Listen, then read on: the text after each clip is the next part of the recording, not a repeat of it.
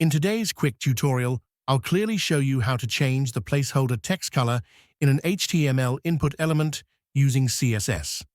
When designing forms, it's common to need custom styling to match your website's design theme. By default, placeholders appear in a browser-specific gray color, but we can easily customize this. The recommended CSS method is to use the placeholder pseudo element selector. Let's see it in action clearly. In our example, we have an input box with a placeholder. Notice we have defined the placeholder style with red color and italic text using CSS. As you see here, the placeholder clearly appears red and italicized. Once we begin typing, the placeholder text disappears, leaving only the user's input.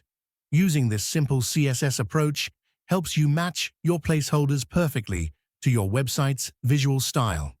Thanks for watching. If you found this quick tip helpful, remember to like, subscribe, and stay tuned for more web design and development tutorials.